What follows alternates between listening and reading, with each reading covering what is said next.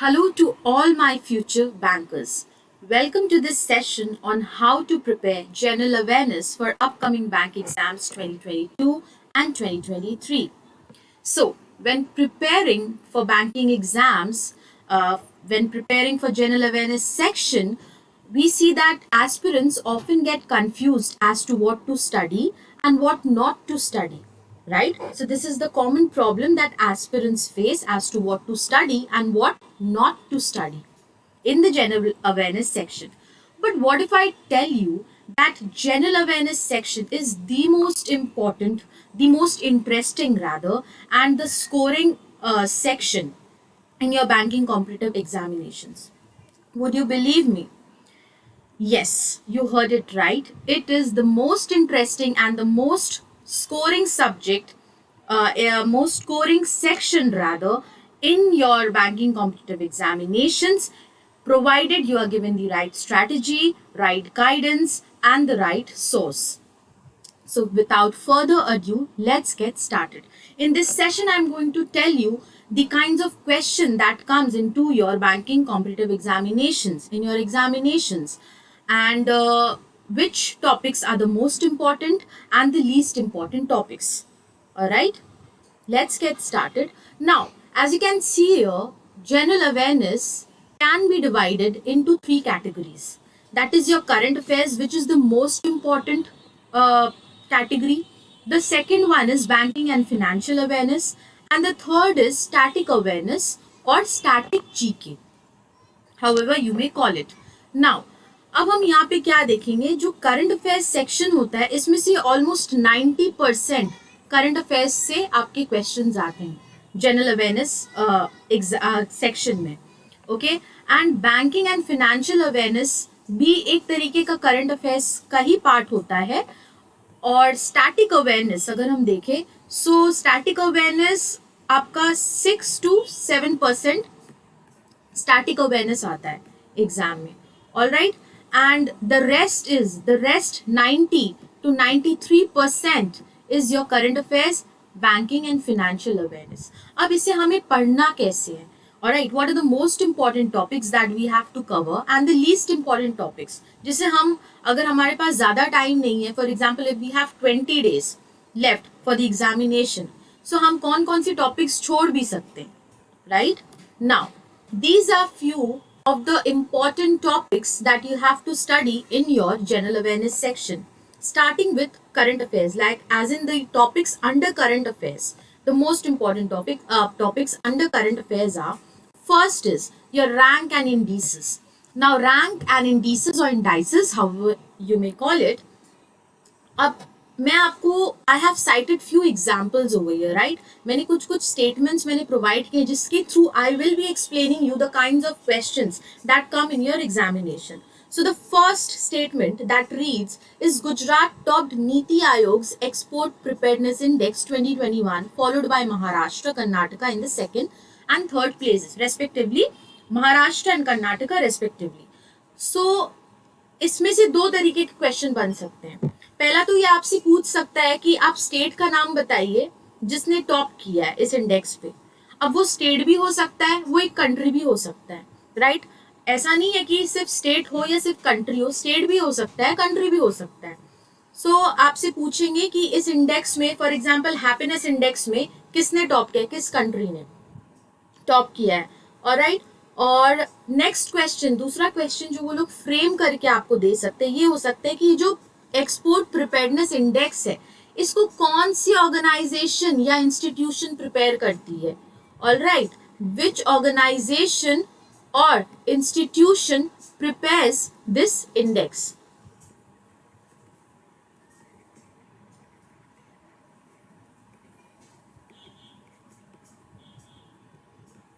सो ये भी एक तरीके का क्वेश्चन आ सकता है. सो कभी आपसे उन्होंने ऑर्गेनाइजेशन या इंस्टीट्यूशन के बारे में पूछ लिया, या उन्होंने पूछ लिया कि ये इंडेक्स में किसने टॉप किया है. सो ये दो तरीके से क्वेश्चंस आ सकते हैं. Now, as I said, according to the World Happiness Index report, Finland ranked the happiest nation globally for the 5th consecutive year. यानी कि as I said, the World Happiness Index, ये पूछ सकते हैं कि according to dash, or according to which of the following Finland has been ranked as the happiest nation globally for the 5th consecutive year. So your answer would be World Happiness Index. Getting my point? So इस तरीके से ये वो लोग दो तरीके से question frame कर सकते हैं. Now coming to awards and honors. Awards and honors is also one of the important topics. अब उसमें से कैसे पूछेंगे? For example Meghalaya gets the UN award at world summit on information society forum. So किस state को world award मिला था? ये क्वेश्चन आ सकता है. Now awards and honours necessarily किसी पर्सन से रिलेटेड नहीं होता है, राइट? ये आपका किसी कंट्री, किसी स्टेट को भी मिल सकता है, किसी चीज को भी मिल सकता है. For example, the Atal Tunnel built by the Border Roads Organization in Rohtang, Himachal Pradesh got the Indian Building Congress Best Infrastructure Project Award in New Delhi. Right, so as I said कि अगर ये question आया कि IBC Best Infrastructure Project Award किसे मिला, तो अटल tunnel. So you see यहाँ पे ऐसा नहीं है कि आपको सिर्फ स्टेट या कंट्री से रिगार्डिंग या किसी पर्सन के रिगार्डिंग पूछा जाएगा. ये कुछ भी चीज हो सकता है. Awards and honors. So it is also very important. And why I'm telling you this by citing examples, क्योंकि I want कि जब आप लोग पढ़ते हो करंट अफेयर्स के लिए, when you prepare for current affairs, तो आप जो भी करंट अफेयर्स पढ़ोगे उसको आप लोगों को बहुत अच्छे से डिटेल में पढ़ना होगा, क्योंकि वो एक कुछ लाइंस में से वो किसी भी तरीके से आपको फ्रेम करके क्वेश्चन दे सकते हैं. सो ऐसा नहीं है कि ये बस पूछेंगे कि किस इंसान को मिला. ये पूछ सकते हैं कि इस इंसान को ये अवार्ड रिसेंटली न्यूज में था, ये इस इंसान को किस कैटेगरी के अंडर मिला है. सो ऐसे क्वेश्चंस भी अभी हम आगे देखेंगे. Next is MOU sign, that is your memorandum of agreements और मेमोरेंडम ऑफ अंडरस्टैंडिंग. नाउ इसमें से कैसे क्वेश्चंस आ सकते हैं? सो दो MOUs, ऑलराइट. सो जो MOUs होता है ये जरूरी नहीं है कि दो कंट्रीज, दो स्टेट्स के बीच ही हो. ये एक कंपनी, एक स्टेट के बीच भी हो सकता है. Like Google and the Telangana government have inked a memorandum of understanding to deliver the benefits of digital economy to the state's young and female entrepreneurs. सो ये आपको पूछ सकते हैं कि गूगल ने किस स्टेट के साथ किया, ऑलराइट, या तेलंगाना ने किस कंपनी के साथ किया. ये दो तरीके से क्वेश्चन फ्रेम हो रहा है. Next is SBI, that is your institution, alright, state bank of India, public sector bank. Next is border security force के साथ दे हैव साइन. सो आप देख रहे हैं यहाँ पे एक इंस्टीट्यूशन और एक ऑर्गेनाइजेशन, ठीक है. इन दोनों के बीच भी हो सकता है MOU साइन. दो कंट्रीज के बीच हो सकता है. India and Australia sign an economic cooperation and trade agreement. Then memorandum has been sign between Kerala and Netherlands, यानी कि एक स्टेट, इंडियन स्टेट और एक कंट्री के बीच भी हो सकता है, right. Then again MOU was signed by world health organisation and government of India. तो एक ऑर्गेनाइजेशन और गवर्नमेंट ऑफ इंडिया के बीच में भी हो सकता है. सो MOU जरूरी नहीं है कि किसी दो स्टेट, किसी दो कंट्री, किसी दो कंपनीज के बीच में साइन हो. ये किसी स्टेट के साथ, किसी कंट्री के साथ हो सकता है, किसी कंपनी का किसी स्टेट के साथ, किसी कंपनी का किसी कंट्री के साथ, दो कंट्रीज के बीच, एक स्टेट एक कंट्री के बीच, राइट. सो इस तरीके से MOU साइन होते हैं. So keep this in mind, and MOU is also one of the important topics for your current affairs. Coming to sports and winners. Now आपको स्पोर्ट्स एंड विनर्स के लिए आपको कैसे तैयारी करनी है? For example West Indies player Kieron Pollard announced his retirement. तो आपको ये क्वेश्चन आ सकता है कि वो कौन सा प्लेयर है वेस्ट इंडीज का जो रिसेंटली जिन्होंने रिटायरमेंट को अनाउंस किया है. Your answer is Kieron Pollard. अगर बट आपसे ये भी पूछ सकते हैं कि केरन पोलार्ड जो है उन्होंने अपनी रिसेंटली अनाउंसमेंट की है रिटायरमेंट को, सो वो किस कंट्री को बिलोंग करते हैं? सो यार answer will be West Indies. So देखा आपने किस दो तरीके से वो क्वेश्चन फ्रेम हो सकता है यहाँ पे. Next is at the Danish open swimming tournament in Copenhagen, Denmark, top Indian swimmer Sajan Prakash won gold in the men's 200 metre butterfly. अब यहाँ पे दो तीन तरीके के क्वेश्चंस आ सकते हैं. ये बोला जा सकता है कि जो सजन प्रकाश है उन्होंने किस कैटेगरी में गोल्ड मेडल जीता है. So answer will be 200 metre butterfly category में, राइट. वो फिर ये पूछ सकते हैं कि इस कैटेगरी में जो कि डैनिश ओपन स्विमिंग टूर्नामेंट हुआ था, इस कैटेगरी में किसने जीता. तो यहाँ पे नाम पूछ सकते हैं आपको विनर का, ठीक है. ये एक क्वेश्चन बना. नेक्स्ट पूछ सकते हैं कि ये जो इवेंट हुआ था, ये जो स्विमिंग टूर्नामेंट हुआ था जिसमें सजन प्रकाश ने जीता था गोल्ड मेडल, वो कहाँ पे हुआ था? They can ask you the place. Okay, so ये डेनमार्क हो सकता है, Copenhagen Denmark. Your answer will be. So देखा आपने, 3 तरीके के यहाँ पे क्वेश्चंस पूछे जा रहे हैं. सो इस तरीके से दे ट्विस्ट एंड टर्न, और this kinds of questions they frame for your examination, general awareness, in your general awareness section. Next is appointments and that is resignments. Now, Atul Kumar Goyal has been appointed as the MD and CEO of Punjab National Bank. Now, किस तरीके के 2 questions आ सकते हैं? I've mentioned the questions here. Hold on. Yeah, so the first question is Atul Kumar has been appointed as the MD and CEO of which bank? यहाँ पे bank का नाम पूछ लिया. आपसे पूछा जा रहा है कि एमडी एंड सीईओ किस बैंक के लिए उन्हें चुना गया है.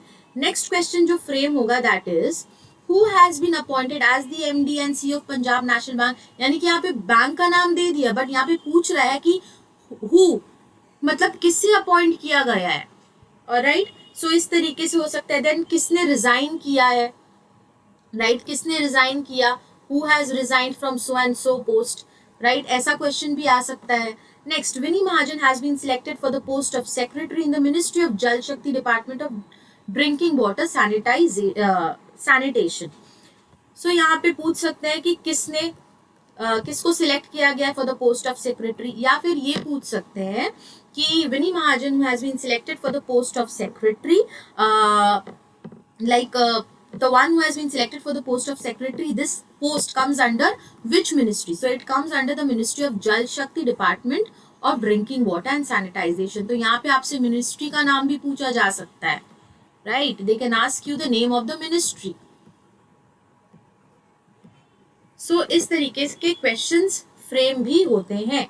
Next, coming to important dates and events. Now जितने भी मैं यहाँ पे आपको जितने भी मैंने टॉपिक्स दिए हुए हैं, ये सारे इंपॉर्टेंट टॉपिक्स है. These all topics are important from your examination point of view. Next, so every year on 3rd May the world commemorates World Press Freedom Day. The theme of for this year World Press Freedom Day is Journalism under Digital Siege. यानी कि यहाँ पे आपसे theme पूछता है, ठीक है. Days and important dates and events में से थीम ज्यादातर पूछे जाते हैं. 80% थीम्स पूछे जाते हैं एंड 20% आपको पूछा जाएगा कि ये सेलिब्रेट कब होता है, world press freedom day celebrate कब किया जाता है. सो यार answer will B May 3rd. या कुछ भी पूछ लिया आपसे, जैसे वर्ल्ड ओशन डे 8 जून को हुआ था, सो वो आपसे पूछ सकते हैं. या फिर आपसे पूछ सकते हैं कि जो 8 जून को वर्ल्ड ओशन से सेलिब्रेट किया गया था उसका थीम क्या था, राइट. तो इस तरीके से important dates and events theme से क्वेश्चंस आते हैं. Coming to the very most important topic is books and authors. जितने भी रीसेंट बुक्स हैं, ऑलराइट, जिन्होंने लिखा हुआ है उनके ऑथर्स के नाम दे देंगे. फिर आपको बोलेंगे कि who has written this book, alright. उसके बाद आपको बुक का नाम दिया जाएगा और पूछा जाएगा कि किसने ऑथर किया है इस बुक को, ऑलराइट. सो ऐसे 2 तरीके के क्वेश्चंस आते हैं. Now coming to defence. Now defence में से आप देखोगे 2-3 तरीके के क्वेश्चंस आपसे पूछे जाते हैं. So the first is the 20th iteration of the Varuna bilateral naval exercise between Indian Navy and the French Navy happened in Arabian Sea from March 30th to April 3, 2022. यहाँ पे क्या पूछा जाएगा कि जो वरुणा बायलैटरल नेवल एक्सरसाइज हुआ था वो किन देशों के बीच हुआ था, इंडियन नेवी और फ्रेंच नेवी. या फिर आपको ये बोल दिया जाएगा कि जो वरुणा बायलैटरल नेवल एक्सरसाइज हुआ था इंडियन नेवी और फ्रेंच नेवी के बीच, वो किधर पे हुआ था, where did it happen. They can ask you the place, the name of the place. So your answer is Arabian sea, right. So इस तरीके के क्वेश्चंस पूछ सकते हैं कि कौन 2 देशों के बीच हुआ था, या एक देश का नाम दे दिया, दूसरे देश का पूछा जाएगा किसके साथ हुआ था. या फिर वो पूछेंगे कि ये जो एक्सरसाइज हुआ था 2 देशों के बीच, ये किस जगह पे हुआ था. Alright. The next is the Indian Army's 3 Shakti Corps recently conducted Kripan Shakti, which is a combined power drill at the Teesta Field firing ranges near Siliguri, West Bengal. So ये पूछ सकते हैं कि ये कहाँ पे हुआ था. Alright.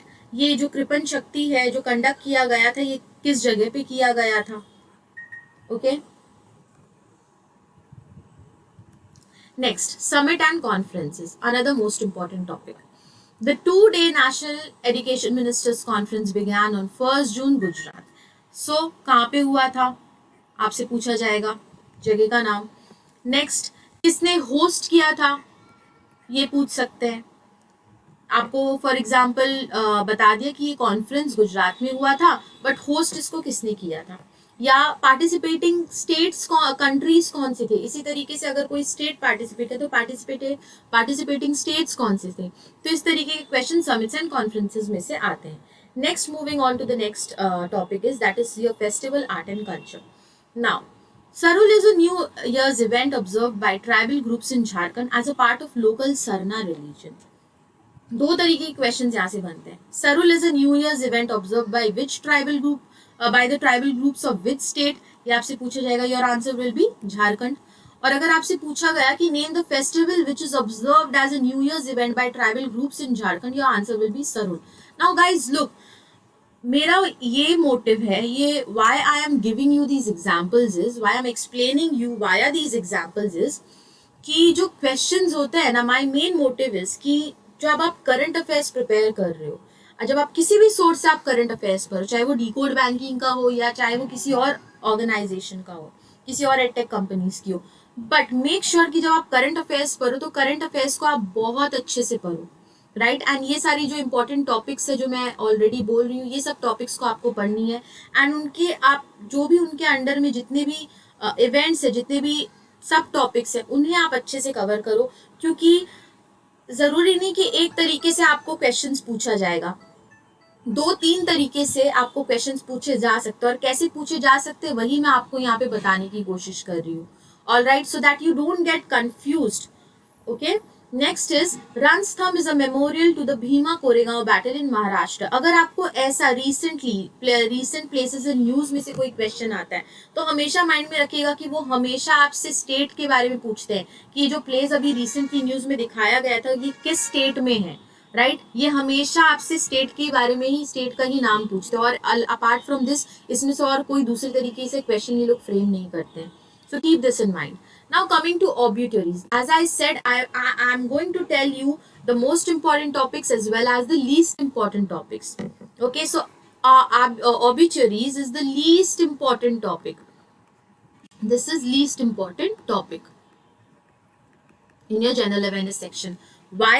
Because आप अगर देखो तो ऑबिटरीज जो होते हैं ना, वो होता है कि रिसेंटली किसका डेथ हुआ है, राइट. कौन recently, the one who has been recently passed away, alright, जिनकी अभी मृत्यु हो गई है recently. So that is your obituaries. और इसमें से आपका 2 या 3 साल में आपको एक ही बार ये क्वेश्चन पूछा जाता है, तो इसमें से ज्यादा क्वेश्चन आते नहीं है. बट स्टिल रिसेंटली जिनके डेथ्स हुए एक बार आप उन्हें पढ़ लेना. तो क्वेश्चन कैसे होंगे, like Ratna Ojha, who recently passed away, was a theatre artist and activist of which state. आपसे 2 तरीके से इसमें भी क्वेश्चन पूछा जाएगा कि रिसेंटली जो भी जिनकी भी मौत हुई है वो किस स्टेट से थे, ये क्वेश्चन बनता है. Alright, the person was from which state. Second question एक जो बनता है, जो कि मोस्ट ऑफ द टाइम्स जो सेकंड क्वेश्चन है वो सबसे ज्यादा इंपॉर्टेंट है. वो ये पूछा जाता है, आपको नाम दे दिया जाएगा और बता दिया जाएगा he was from so and so state, he has been recently passed away, and वो किस कैटेगरी के अंडर आते हैं, मतलब उनका प्रोफेशन क्या था.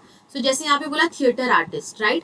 लाइक अभी जैसे हाल ही में केके की मौत हुई है, right. KK was a singer. So ये पूछ सकते हैं केके जिनकी अभी अभी मृत्यु हुई है वो किस कैटेगरी से थे, उनका प्रोफेशन क्या था. So he was a singer, right. तो वैसे क्वेश्चंस आपको भी यहाँ पे ऑबिटरीज से फ्रेम होता है.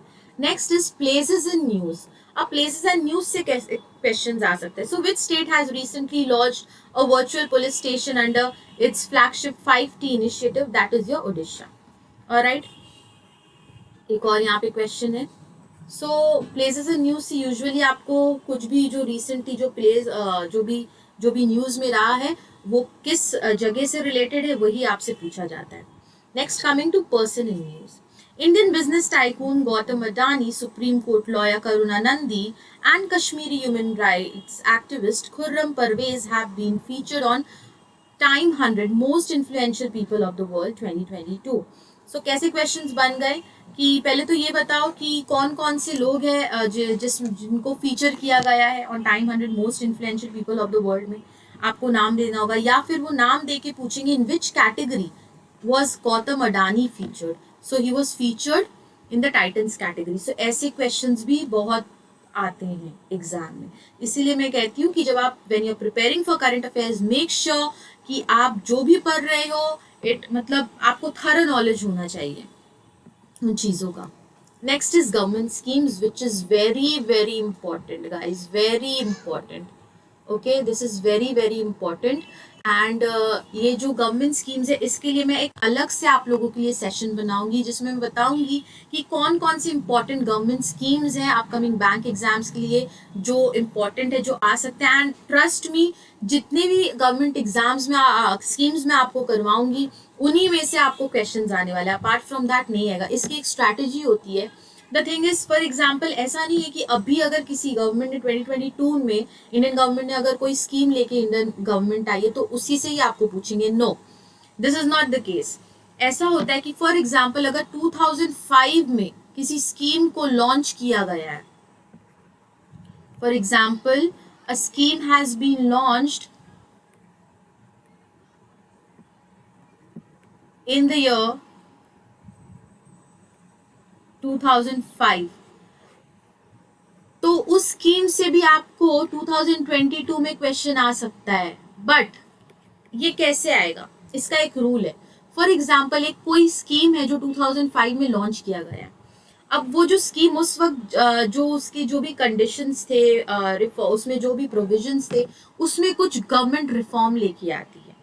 ऑलराइट, फॉर एग्जाम्पल अगर उसका टोटल एक्सपेंडिचर गवर्नमेंट ने टोटल आउटले किया होगा फॉर एग्जाम्पल 1000 करोड़ रुपीज, और अभी उन्होंने बढ़ा के कर दिया है 12,000। For this is just for example.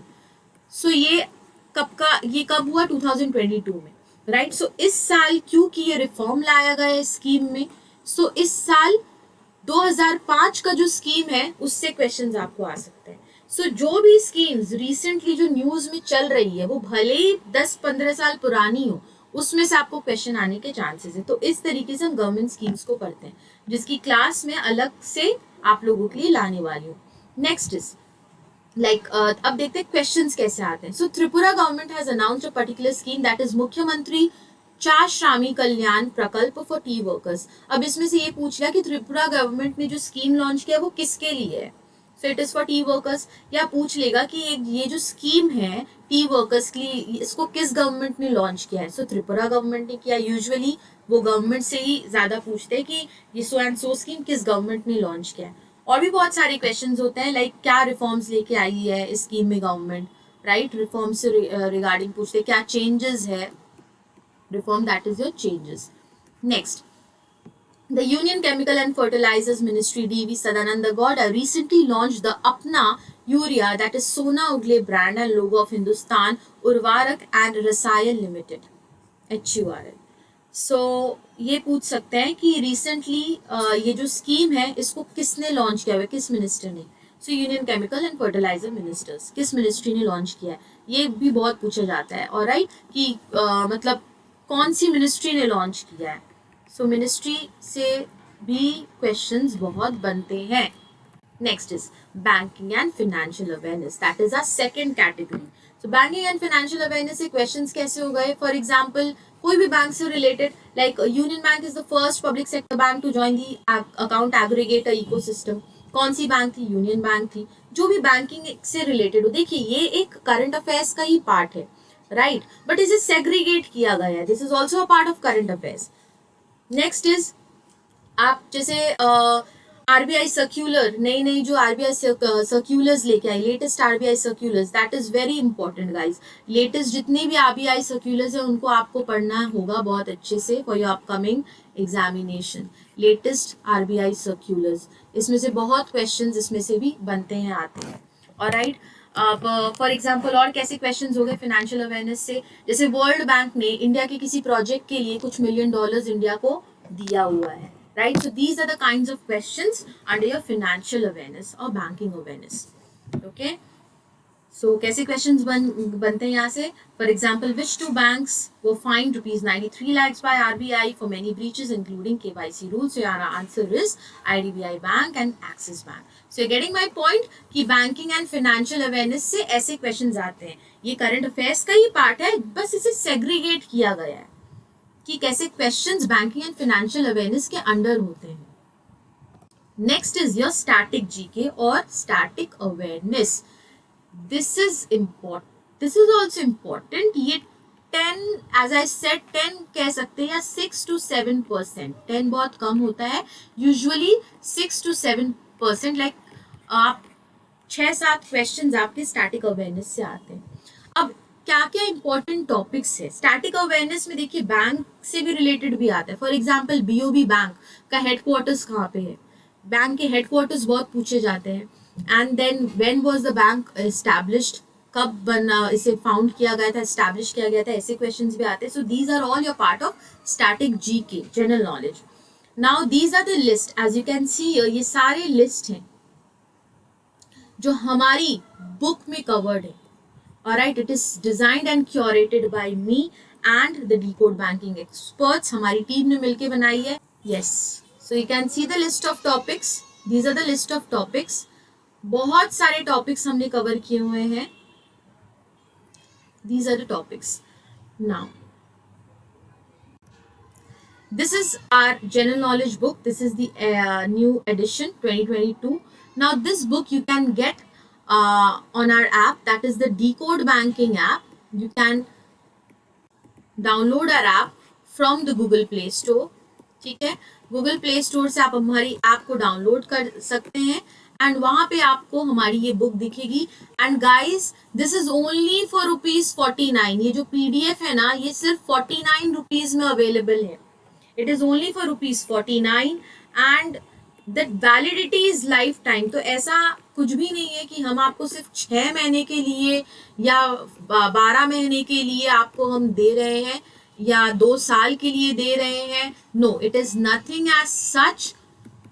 Okay, ये आपको लाइफ टाइम वैलिडिटी मिल रही है, यानी कि आप बुक रख सकते हैं. And it is the static part. तो ऐसा कुछ नहीं कि इसमें कोई चेंजेस आने वाला है. ये स्टैटिक है, स्टैटिक जीके है. ये आपको हमेशा काम आएगा, हमेशा, किसी भी एग्जाम के लिए. This is not only for banking examination, for any kind of examination.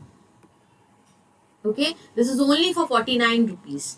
You can download our Decode Banking app and you can purchase this ebook. So I hope the session was useful and I'll be back again. मैं एक आप लोगों के लिए government schemes पे एक लेके आने वाली हूँ, जिसमें मैं बताऊंगी कि आपको कैसे पढ़नी है गवर्नमेंट स्कीम्स, कौन कौन सी इंपॉर्टेंट गवर्नमेंट स्कीम्स है. But make sure till then मैंने आपको जो भी आज के सेशन में जो भी इंपॉर्टेंट टॉपिक्स डिस्कस की है, जैसे भी आपको काइंड ऑफ क्वेश्चंस बताए कैसे आते हैं, आप उन सभी टॉपिक्स को अच्छे से देखें, अच्छे से पढ़ें and you will be able to score maximum. आप मैक्सिमम मार्क्स स्कोर कर सकते हो जनरल अवेयरनेस सेक्शन में. General awareness section in fact, जैसा मैंने बोला, it is the most interesting section. अगर आपके पास राइट सोर्स है जनरल अवेयरनेस की भी हमारे पास, अगर आप बोलोगे, सो हमारी टीम अभी प्रिपेयर कर रही है ई बुक, उसमें वो भी आपको कुछ ही दिनों में अवेलेबल हो जाएगी हमारे ऐप में. एंड आप अगर वहाँ से पढ़ते हैं, सो एज आई सेड, आप बहुत ज़्यादा मार्क्स सिक्योर कर सकते हैं जनरल अवेयरनेस सेक्शन में. So I hope you like this class. Please hit the like button, subscribe to our channel and share it with your friends. I'll see you guys soon. Take care.